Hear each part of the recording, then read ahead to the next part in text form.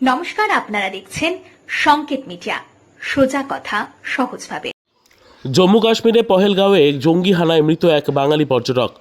মৃতের নাম বিতান অধিকারী। কলকাতার পাটুলির বাসিন্দা ওই যুবক স্ত্রী এবং বছর তিনেকের সন্তানকে সঙ্গে নিয়ে গত 8ই এপ্রিল কাশ্মীর বেড়াতে গিয়েছিলেন বলে পরিবার সূত্রের খবর।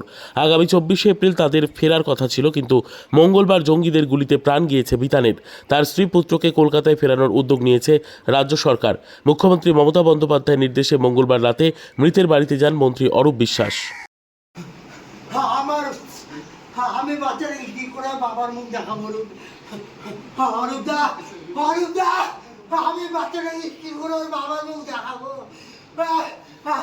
আমার বৃদ্ধ মামা মামিকে কে দেখবে?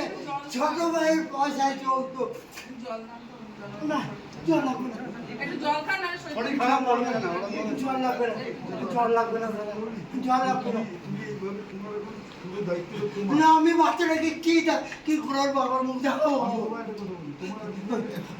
এত আমি বুঝতে পারছি, আমার বলে একই অবস্থা আমার। তুমি এসে করো, তোমাকে এখন শক্ত হতে হবে। আমি পাচ্ছি না অরুণদা, আমি বাচ্চাটাকে খুব ভালোবাসি। আমি ওর বাবার মুখ কি করে দেখাবো? আমি দুর্গাপুর থেকে ছুটে ছুটে চলে আসি মাসে 2বার 1বার 3বার, 3.5 বছর। বাচ্চাটাকে কি করে দেখাবো? আমি আমার সোনা ভাই, ওকে আমি করে করে মানুষ করেছি। আমি ওর মাসতুতো ভাই।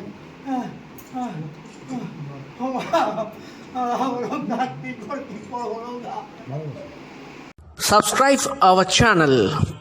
Press the bell icon.